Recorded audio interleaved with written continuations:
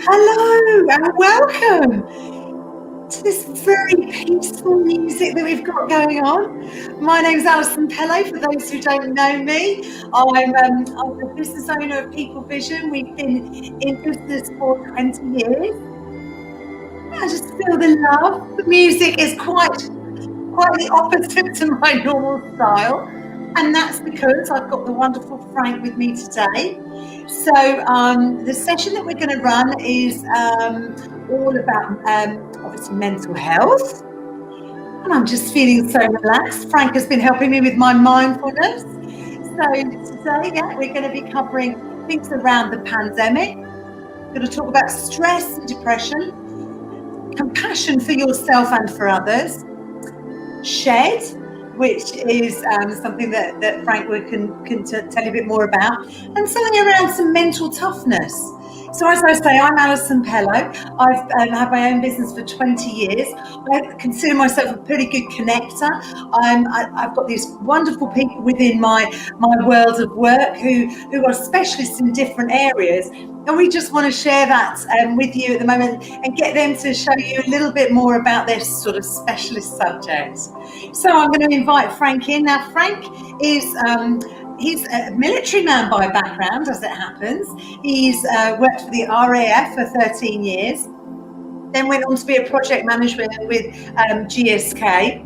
Then he had a bit of a life situation that led him to think a bit more about himself and then think about what he could do differently within his career. So I'm going to hand over to Frank, and he's going to tell you a little bit more about these subjects. Nice to be here. Nice for you to invite me. Hi there, Alison. How you doing? Hi. Good. Yeah, so I'm going to talk to you about the pandemic initially, and then we'll go on to talk about stress, anxiety, depression, and ending up talking about a bit about mindfulness if we have enough time. Okay, so one of the reasons for talking about the pandemic is that from the very beginning, people have been talking about the normal, getting back to normal. And I think that as the pandemics, we start to get more control over the pandemic, things do seem to be about normal, but it's still a strange environment. Companies across the world are preparing to bring people back into the office, and employees, and employers need to explore new ways of working. Ways of working that promote flexibility and embrace a more hybrid approach to work. So the environment that we're moving into now is different. Companies are working within this environment. They're trying to navigate their way through it, but there's been a huge change in attitudes and technology, and this has an impact. Most companies are trying to take a gradual approach to moving back into work, a step-by-step approach. But I think the good news is the fact that the majority of adults in the UK have had their first or second vaccination, and that's going to help. It's going to help us feel more comfortable about going outside. And in fact, I've read a report quite recently where people were asked about remote working, and 79% said that they see it as something that is really important, that's going to be shaping the way that we work going forward. And 84% have thought that the trend would continue way beyond COVID. So this is our new environment. The government is responsible for navigating us through this crisis, and they set up a plan. And the good news is that June the 12th, I think it is, in the 21st, UK. I think. Yes, the 21st. We reach our final step in their plan, so that all limits on social contact will be removed. And I don't think this is going to be the end of the story. And the reason for that is because the new norm is going to be ever-changing. It's an ever-changing landscape. we'll still have vaccination programs going on. There'll still be variants around, potential lockdowns, mini lockdowns. Yeah. That could happen. Travel restrictions, they're going to be difficulties. So, plus, one of the things that not a lot of people are thinking about is the long-term effect of COVID on people who've had COVID, which means that these people need to be looked after.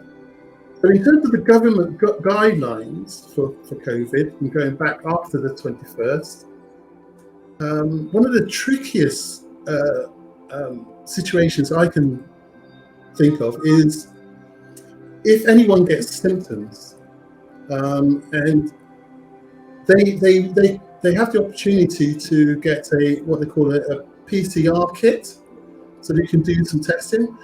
So when I say symptoms, what I'm talking about is the 3 symptoms which they've been talking about for a long time, which is high blood pressure, continuous cough, or loss of smell or taste. If anyone experiences those within the workplace, then legally they have to self-isolate. Yeah, and I suppose that people need to know that they can go with confidence to their employer and say, I'm not feeling great. I mean, if they think they have to isolate, they must go there and then. But sort of that emotional move back into the workplace. What do you think are those 4 steps that we're going to be covering today? How do you see that the government have got their guidelines? What sort of things do you think employers can be doing? So, the first thing to recognise is that we're all in this together. It's one of our mantras. We're all in this together. So, when I'm talking about individuals, I'm talking about your employers as well. This affects them, and so the good thing about that is that they're going to be mindful of the fact that these sort of situations are going to happen. Yeah. And when somebody feels the symptoms, then they have to self-isolate. Not only them, but anyone that they're living with will have to self-isolate. Sure. And you're not allowed to go out unless you're delivering the tests. Sure.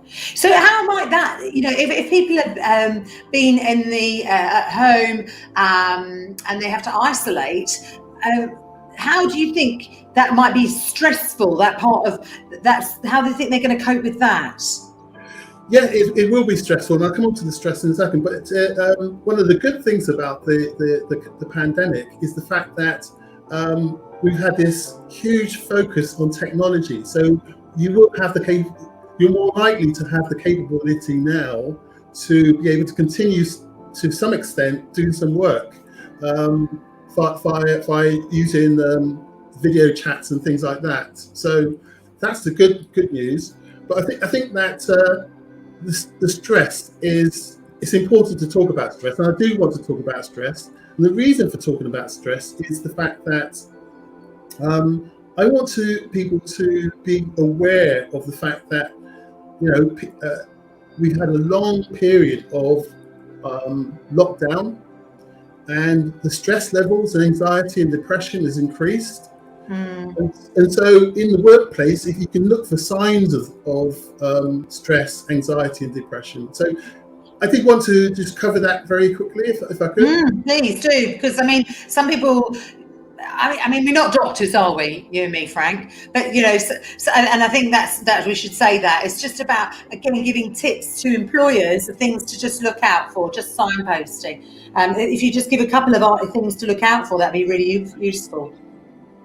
Yeah, and I think you make a very important point here, because stress and anxiety are things that naturally happen in the body. So in terms of stress is a good thing. You can look at it in 2 different ways. Stress can get you motivated, keeping you focused and providing determination. But on the other side, the flip side of that, it does seem to be an uncontrollable problem that hinders you and drains you. And in addition to that, there's the stress response, which we know as the fight-flight response. And when that's triggered, it actually changes things physiology in your body. It gives you a burst of energy so that you can fight or run or deal with the perceived threat. The problem with stress is when it goes on for a long period, and then you move into chronic stress, and that can lead to depression. Anxiety is a bit like stress. It's in as much as anxiety in of itself isn't bad. It's with small amounts. It's quite helpful for us to make good decisions and stay well. But again, like stress, if it goes on for too long, or if it disables you in as much as you're not able to do your daily tasks, then you need to see somebody. You need to see a specialist. Yeah, and I think for employers, they need to have open doors in lots of different places. So mental health first aiders, they need to have, employee assistance programs, or an HR person, or basically any line manager needs to be open to discussing or listening and then signposting them to the right person. So I think this kind of stiff upper lip doesn't work anymore. We need to understand that, stress is a real thing.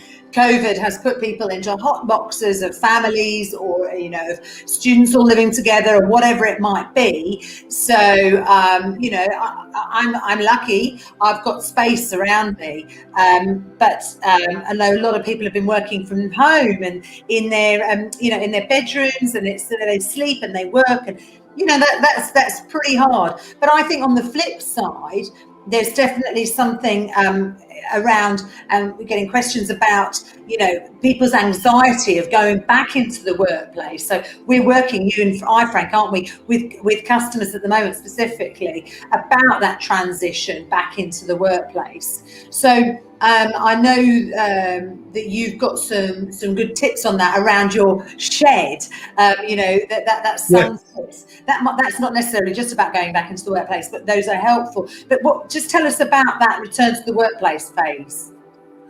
Yeah, so thankfully, the most companies are, as I said, taking a step-by-step approach, and they're not forcing people back into work, because quite rightly, there are people who are out there that won't necessarily go back to work. And one of the things COVID has shown is that it's possible for people to work at home. But again, on the flip side, there are people who have had enough of being at home and do need to get back to work. One of the good things about going back to work is connecting with other people. Meeting up with people. That in itself is good for your mental health, good for your well-being. Yeah, absolutely. So I don't think we should be afraid of people. We should be more compassionate towards each other, which is one of the things I would like to come on to later. Yeah, it's interesting. I think people have all got to be a bit more sensitive to how other people want to behave. So, as an example, I went out for lunch with my team yesterday. First time we've ever met each other. We've all been working together for 6 to 8 weeks, and together, and a little bit longer, and none of us have met each other. So it was really nice. And the first thing I meant to actually message in advance and say, does anyone mind a hug? Because not everybody wants a hug. But when we got there, I just kind of seeked permission. We were outside. We went and had a lunch in an outside space. So that was a nice, safe environment. And we were really looking forward to meeting up, because we had to push it out until we can now meet up, and now we're outside. But I just said, is everyone happy? You okay with a hug? And or a couple of people said yes, and one said, I'd rather not. It's like, that's fine. That's absolutely fine. And I think as long as I don't feel upset by that. Yes, exactly. I think you hit the nail on the head there, because we never really know what's going on in anybody's head. We never know how anybody feels. And so even though Boris might say that we can now remove our masks, some people might not want to. And we have to be mindful of that. And I think they should do what you've just done. They just check in with people. Are you okay? Are you okay with this? Yeah. I think that's the new norm. Yeah, and that goes for mental health in total. I mean, I suspect that some people would be better and more comfortable at asking the questions to their colleague. How do they feel? Some people might not anticipate that they're worried about going back to work, but then when it happens, they might think, oh, God, no, this is really, I didn't enjoy that train. I didn't enjoy getting in the car. I'm feeling kind of quite odd about all of that. So again, it's just about trying to eke that information and get people to feel a bit better. So in terms of a coping strategy, what, you talked about S.H.E.D. So can you shed a bit of light on your S.H.E.D for us, please, Frank? Very good, very good. I like it. So for me, S.H.E.D is the 4 pillars of physical and psychological well-being. Yeah. And they are sleep, hydration, exercise, and diet. And so the thing about the S.H.E.D is the fact that we're all able to do it. It doesn't cost us anything. So what I wanted to just do is go through the S.H.E.D and step through it very quickly and explain what I mean by it. So first of all, sleep. We need to give our body enough sleep. We've got to give the body the sleep that it needs. The body needs to restore itself. The only opportunity it gets that is when you're not doing your daily tasks. And that's why sleep is so important. It's absolutely vital for our survival. And that's why it's virtually in all animals sleep. One of the things you might not know is that giraffes, because of their height, they crawl up in a little ball, and they only sleep for 35 minutes a day. And yes, because of the threat. So they've evolved to do that. It's recommended by the National Sleep Foundation that most adults or humans need to get about 7 to 9 hours sleep. I don't get that much sleep. One of the things about my sleep is I suffer from sleep apnea. If you know what that is? Yeah. Sleep apnea is where you stop breathing during the night. Yeah. And the thing about that is it's your oxygen variation levels vary, and not getting enough oxygen is obviously detrimental to your cognitive abilities. And so prolonged periods of insufficient quality sleep increases the risk of health conditions like diabetes, heart disease, or stroke. So studies have shown that it has a negative impact on your development, and your cognitive ability, and your longevity. Yeah. Sleep is absolutely important, and it's free. And sleep is amazing because you it's like taking a pill where the very next day you feel like a different person. Yeah. So I would suggest that most people get as much sleep as they can. Look up on the internet about sleep hygiene. There's lots of suggestions of how you can improve your environment for sleeping. Yeah. Okay, so I'm moving on to H in S.H.E.D. So healthy eating. I'm talking about diets now. Basically, hydration. Healthy eating and hydration, no? Or both? I'll talk about that later. Okay.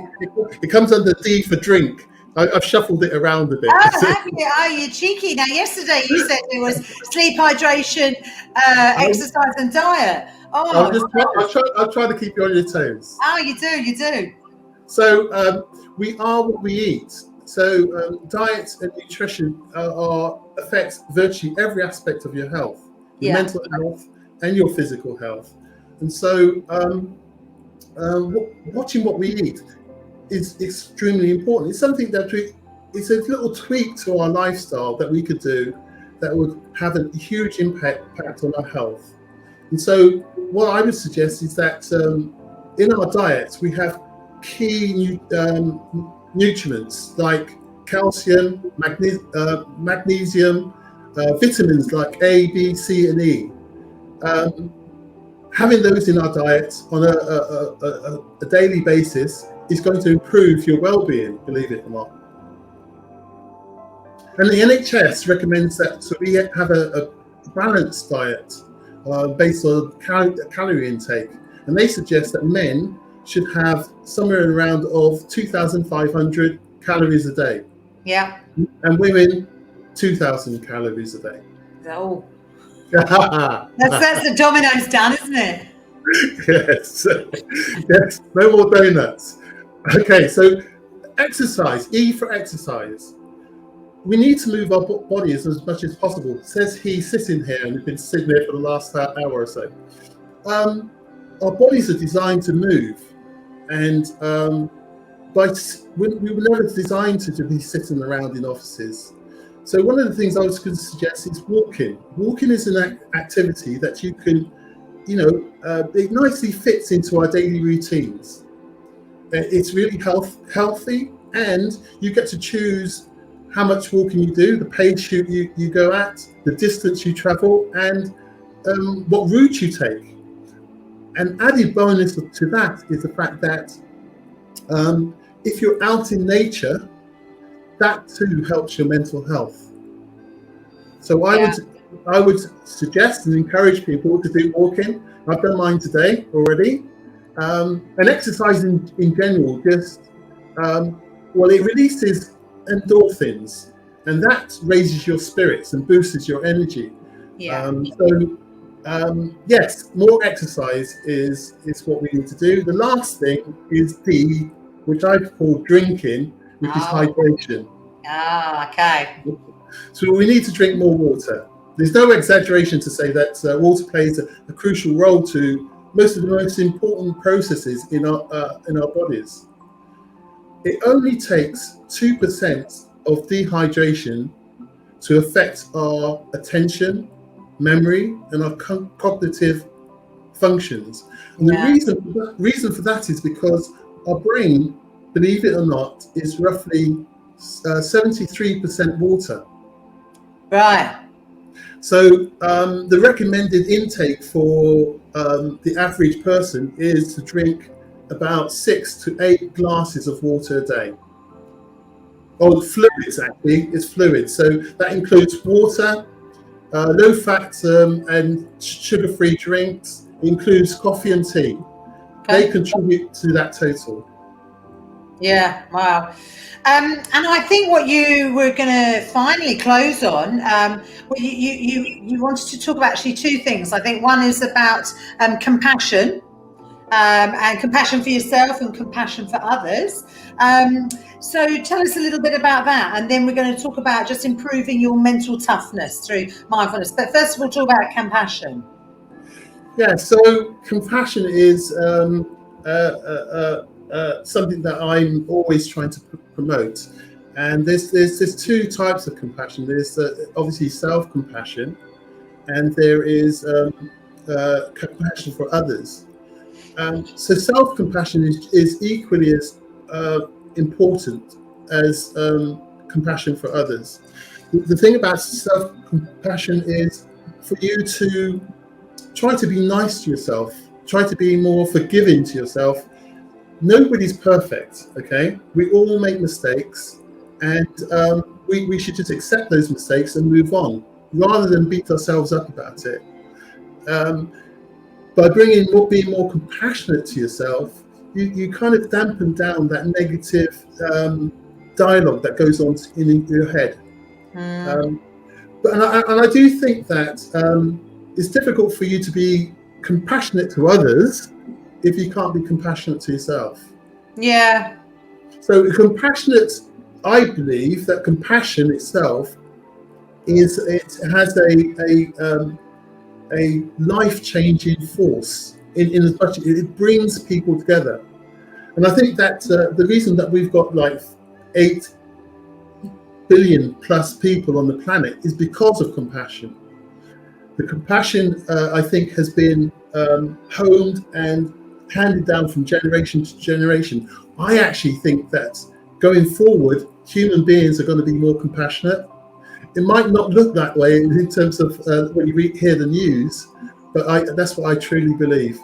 They need to be, or they are being. What did you I say? think it's going to be the case that we are going to evolve to be more compassionate human beings. I think there's definitely, with all, I mean, if you just look from an organisation's perspective, you know, people, managers are much more, they've got, their EQ is greater these days. People have got better sight, you know, their emotional intelligence. They're given all these psychometrics, so they get more feedback about their performance. There is a much more, especially in the world of work, less acceptance of bad behaviours, of inappropriate screaming and shouting at people, as an example, or and there's more acceptance of, you know, if you look about diversity and inclusion, and, you know, all sorts of different ways in which we can show compassion. It's interesting. I was also talking to one of my trainers yesterday, who said he's running sessions at the moment about compassion fatigue. So, Yes. you know, because of nurses and, you know, people in the health sector who are just... That is a real thing. I actually think that any decisions that we make, Alison, any decisions that we make based on compassion, you can't go wrong. It lasts the test of time. So we should all be more compassionate. Yeah, absolutely. So, and your final one, which is improving your mental toughness through mindfulness. So, I mean, we're going to take another session, another time, to do a longer mindfulness session. But if you could encapsulate that for us, what would that look like? So mindfulness itself is obviously it's in the title. So it's all about the mind. And for me, there are three key cognitive processes in mindfulness. That is attention, thoughts, and awareness. So one of the things that I would like to do with people is to do a mindfulness meditation, where I'd ask you to close your eyes and just focus on your breath. But what you'll find is that the minute that you try to focus on something, okay, so you focus on your breath, as soon as you start to focus on your breath, thoughts come into your head. You know, random thoughts like, doesn't he look like Idris Elba? Or doesn't he sound like Frank Grillo or something else? You know, these thoughts, just random thoughts, come into your head. And this is where the awareness kicks in. You've got to be aware of what's happening in your mind. And once you notice you're not focusing on your breath, you gently bring it back to the breathing. And that exercise increases what I call your awareness muscle. I was going to say, it's like a muscle; it needs to be trained. Yes, it's like if you're down the gym and you're pulling those weights up and down like that. That's equivalent to you noticing that you're not focusing on your breath. Your mind is wandered somewhere, and then bringing it gently back. It's that process of going backwards and forwards. That's mindfulness. So I don't beat myself up if I have these thoughts, because you need to have the thoughts. You need to have them there for you to be aware of them, if you see what I mean. Yeah. And, so that's mindfulness. In my session, I would there do two things. One, do a breathing exercise, where I would do two different types of breathing exercise. One would be deep breathing. It's a technique for deep breathing, and rhythmic breathing. So rhythmic breathing, what that's do, remember I was talking about stress and the fight-flight response? Yeah. One of the first things that happens when you get stressed is your frontal lobe gets closed down, and the frontal lobe is where you do your rational thinking. It gets closed down because you can imagine if there's a lion coming at you, not that happens, or something's coming at you, you don't want to be thinking about Shakespeare. You don't want to be thinking about the flowers. You don't want to be thinking about the beautiful sky. You just want to focus on getting out of there. And that's what we're designed to do. Yeah. So what the rhythmic breathing does is the heart actually sends 7 times more information to the brain than the other way around. Yeah. And the heart says to the brain, hey, we're kind, we're good, we're calm.